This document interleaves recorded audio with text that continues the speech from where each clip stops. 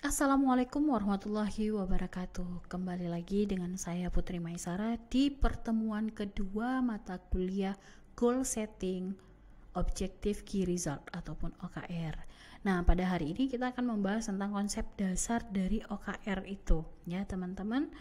Jadi mengingatkan kembali definisi dari OKR. Jadi OKR itu apa? OKR itu adalah suatu cara ataupun metode ataupun alat yang dapat dibuat oleh individu ataupun tim dengan mematok target yang sifatnya ambisius dan objektif namun tetap terukur, ya. Jadi dia itu adalah suatu cara bagaimana kita mematok target kita yang ambisius dan objektif namun tetap terukur, teman-teman, ya. Jadi ini di teman-teman ada contoh sebenarnya. Contohnya itu nanti teman-teman bisa ngeklik di sini, ya. Ini adalah tontonan di YouTube. Kalau saya play di sini nanti mungkin terlalu kelamaan, jadi nanti filenya saya kasih ke teman-teman. Silahkan teman-teman play, ya, untuk melihat YouTube-nya. Dan di kelas nanti akan saya coba play juga, ya, terkait dengan isi dari contoh kenapa kita butuh tujuan yang harus dicapai dan bagaimana cara mengukurnya. Kemudian di sini juga ada juga contoh kedua, ya. Ada juga contoh kedua dan ini adalah bentukannya adalah YouTube juga, teman-teman, ya. Dan ini singkat tapi maknanya yang tersampaikan adalah bagaimana ketika kita memiliki tujuan yang ambisius, kita dapat mencapai tujuan kita. Jadi kadang-kadang ada orang juga yang memiliki tujuan tapi enggak ada actionnya, sehingga apa? Sehingga dalam mencapai tujuan tersebut mungkin lama. Contohnya misalnya ketika saya pengen punya mobil Ferrari ataupun Lamborghini. Kemudian saya punya tujuan tapi untuk mencapainya itu saya tidak ambisius seperti itu.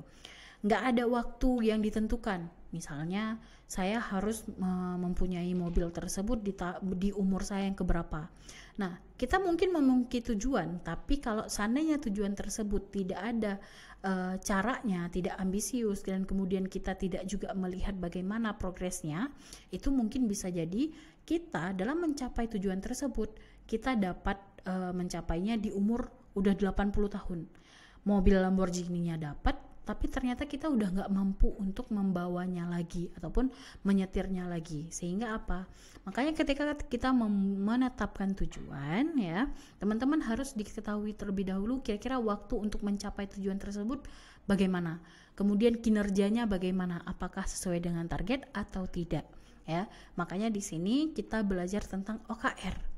OKR ada waktunya dan bagaimana cara mencapainya dan bagaimana kinerja dari proses pencapaian tujuan kita, seperti itu.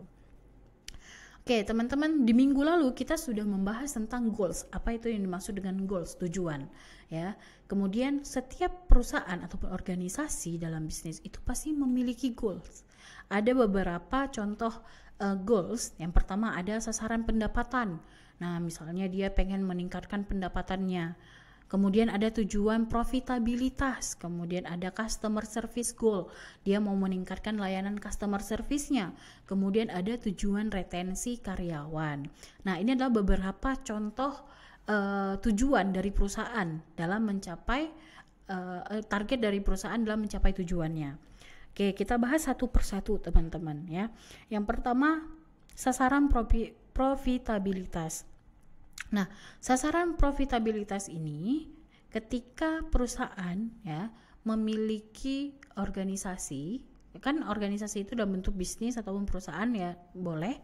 Kemudian dia memiliki sasaran, yaitu dia targetnya, goalsnya itu adalah meningkatkan profitabilitas. Nah, bagaimana caranya ketika dia memiliki target untuk meningkatkan profitabilitas?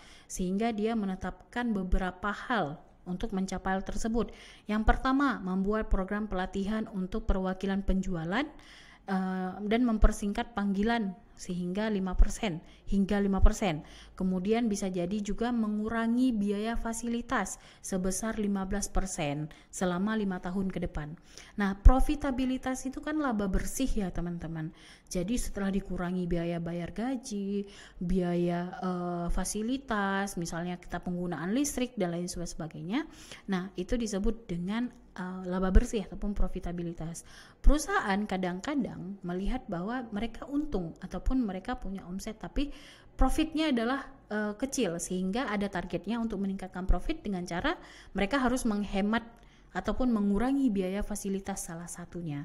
Dan di sini teman-teman cara menguranginya pun jelas, ambisius, yaitu ada ukurannya, terukur dengan cara ada sebesar 15% selama 5 tahun ke depan. Jadi ada ring waktunya dan juga terukurnya yaitu 15%.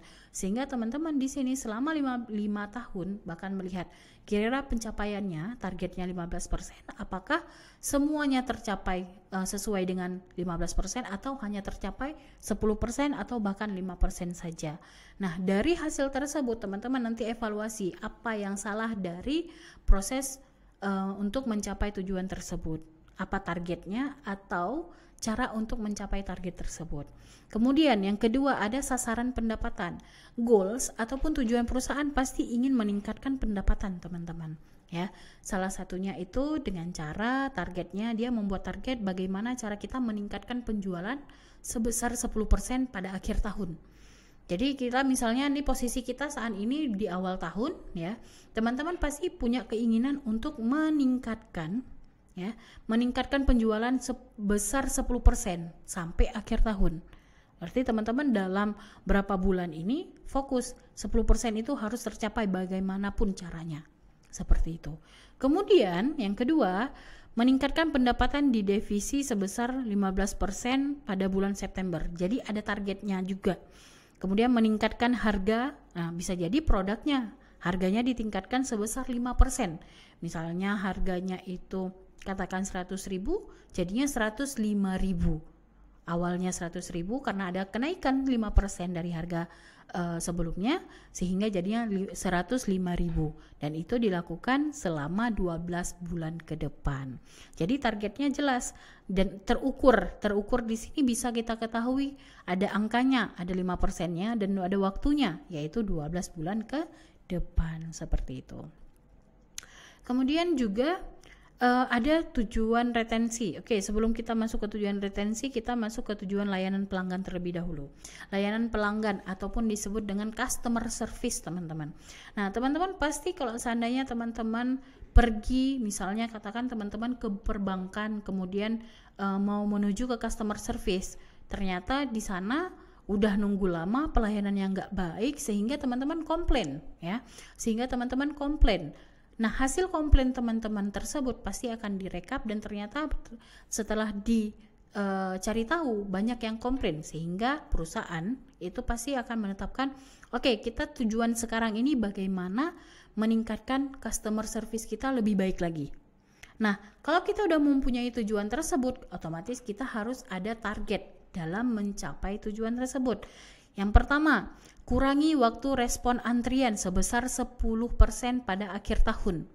Ya, misalnya waktu antrian satu orang misalnya 20%, ya. 20 menit. Gimana caranya berkurang? Jadinya mungkin jadi 15 menit. Nah, makanya di sini kurangi waktu respon antrian sebesar 10% pada akhir tahun. Jadi gimana caranya kita kurangi waktunya? Yang awalnya 20 menit jadinya 15 menit, seperti itu. Kemudian dengan cara meningkatkan hasil survei pelanggan, ya, sebesar 15% pada 1 Desember. Teman-teman kalau sana pergi ke tempat yang ada customer service-nya, pasti ditanyakan apakah Anda ada kritik dan sarannya, ya, misalnya apakah pelayanan diberikan itu baik atau enggak, kemudian juga teman-teman pasti ditanyakan itu, sehingga hasil surveinya tersebut bakalan diolah sehingga rata-ratanya itu apakah mereka puas atau enggak, akan diketahui hasilnya apakah puas atau tidak. Kalau seandainya rata-ratanya misalnya nih hasil surveinya itu cuma 65, padahal yang paling bagus itu adalah 100% itu mereka puas. ternyata cuma 65%. Sehingga apa? Di sini berdasarkan hasil tersebut harus ada peningkatan sebesar 15%. Nah, itu teman-teman ya. Jadi ada angkanya juga dan waktu yang ditentukan adalah pada 1 Desember. Kemudian yang terakhir, salah satu targetnya itu ketika dia memiliki tujuan untuk meningkatkan customer service-nya, yaitu teman-teman meningkatkan jumlah artikel bantuan mandiri. Apa itu jumlah artikel bantuan mandiri? Nah, mungkin teman-teman di sini menggunakan Shopee ya. Teman-teman menggunakan Shopee, teman-teman pasti tahu ketika teman-teman ada misalnya udah dibayar tapi kok barangnya nggak sampai. Teman-teman nanti tinggal klik aja, permasalahannya tinggal dipilih dan auto jawabannya langsung keluar. Ya, misalnya terima kasih sudah menghubungi kami untuk permasalahan ini. Jadi jawabannya secara template sudah langsung diberikan. Padahal itu nggak ada yang balas. Jadi secara mandiri dia membalas. Nah, itu yang disebut dengan artikel bantuan mandiri. Mungkin teman-teman juga kalau komplain ke Tokopedia, kemudian ke ya banyak tempat ataupun banyak juga aplikasi yang ketika dia memiliki masalah itu jawabannya udah langsung ada. Nah, itu disebut dengan artikel bantuan mandiri. Jadi artikelnya itu ditambahkan, misalnya permasalahannya yang dulunya cuma 10 masalah, akhirnya ditambah jadi 50 masalah. Jadi kalau ada pertanyaan yang klasternya, oh dia bakalan nanya tentang Shopee Pay-nya itu nggak kepotong ataupun Shopee Pay-nya itu hilang. Nah, itu jawabannya seperti apa? Jadi dari mereka sudah ada artikel bantuan mandiri seperti itu. Kemudian yang terakhir ada tujuan retensi karyawan. Apa itu retensi karyawan? Nah, retensi karyawan itu bagaimana mempertahankan karyawan ya teman-teman ya. Jadi ada karyawan yang potensial yang harus dipertahankan oleh perusahaan. Karena apa? Ketika karyawan kehilangan perusahaan kehilangan karyawan yang potensial, itu akan merugikan perusahaan. Tapi beda perkara, beda lagi cerita apabila yang pergi itu adalah bisa dikatakan karyawan yang pembuat onar, itu akan menguntungkan perusahaan ya, tapi akan menyusahkan ataupun membuat perusahaan kehilangan ketika dia karyawan potensialnya itu keluar dari perusahaannya. Oke, caranya bagaimana ketika kita memiliki tujuan untuk meningkatkan retensi karyawan? Yang pertama teman-teman kurangi omset tahunan ya sebesar 15% sampai 1 Januari. Kemudian menerapkan sistem umpan balik karyawan. Jadi butuhnya sistem feedback ya ataupun umpan balik. Misalnya karyawan itu seneng nggak sih dengan pemimpinnya ataupun merasa nggak sih lingkungan kerjanya enak atau enggak. Nah, itu kan tujuannya untuk mempertahankan karyawan untuk nggak pindah ke perusahaan yang lain. Nah, salah satunya adalah ada sistem umpan baliknya. Dan ini diterapkan oleh diterapkan sistem umpan balik karyawan oleh tim ya per 1 Oktober. Kemudian membentuk tim untuk meningkatkan keterlibatan karyawan paling lambat itu 15 September. Nah, keterlibatan karyawan. Apa itu keterlibatan karyawan? Keterlibatan karyawan, teman-teman, ketika teman-teman itu diajak ataupun dimasukkan ke dalam perusahaan, jadi dianggap ada. Jangan sampai karyawan tapi kok ya nggak pernah dilibatkan dalam semua hal. Apakah itu dalam pengambilan keputusan, pengambilan kebijakan yang baru, dan lain sebagainya. Sama kayak teman-teman juga di kampus ini, teman-teman pasti ditanyakan proses perkuliahan. Dan teman-teman seperti yang teman-teman sadari juga, pasti setiap semester kita pasti ada perubahan proses perkuliahan. Nah, itu juga akan ada proses perlibatan mahasiswa dalam menanyakan kira-kira teman-teman kalau online semua bagaimana, kalau offline semua bagaimana. Nah, itu juga ada keterlibatan mahasiswa dalam penetapan kebijakan yang terbaru seperti itu. Nah, itu teman-teman beberapa contoh terkait dengan goals dalam perusahaan ya. Sehingga apa? Perencanaan dan tindakan tujuan itu akan mampu meningkatkan kinerja perusahaan Anda. Ya. Jadi perencanaan yang jelas. Kemudian sedikit kita akan membahas tentang sejarah OKR ya. Sejarah OKR ini dia pertama kali dikerjakan oleh Andy Grove di perusahaan Intel. Di tahun 1990 dia jadi suatu Goals Management Framework oleh John Doerr yang bekerja di Intel. Kemudian juga pada tahun tersebut juga dia jadi framework. Kemudian pada tahun 99 itu udah mulai populer, teman-teman. Ya, di tahun 99 OKR kemudian diadaptasi oleh John Doerr dan digunakan oleh tim Google, perusahaan Google, di mana sistem OKR ini membantu Google menjadi perusahaan yang berkembang pesat yang awalnya cuma memiliki 40 karyawan sampai akhirnya saat ini udah memiliki 60.000 karyawan. Nah, dari sini kita mengetahui bahwa sistem yang digunakan adalah sistem OKR. Dan teman-teman tahu nggak sih, teman-teman, banyak perusahaan yang sudah menggunakan OKR. Ada Netflix, Viacom, Samsung, Asana, sampai ke Google, kemudian ada Facebook, ada Intel, ada Twitter, dan lain sebagainya. Dan ini perusahaan-perusahaan yang besar, teman-teman. Ya, jadi kenapa kita harus mempelajari OKR? Karena hal tersebut dia itu bisa mengembangkan yang Google-nya yang awalnya 40 orang sampai sekarang udah berkembang dengan pesat. Nah, bagaimana cara membuat OKR? Membuat OKR itu ada target yang ingin dicapai harus berdasarkan apa? Yang pertama, berdasarkan data-data. Kedua, berdasarkan fakta. Yang ketiga, dapat diukur dengan angka.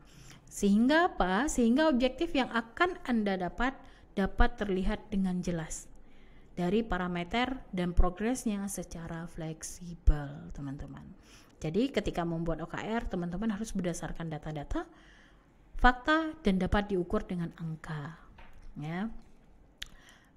Oke, sampai di sini teman-teman materi kita hari ini. Monggo kalau seandainya ada yang mau ditanyakan, silahkan.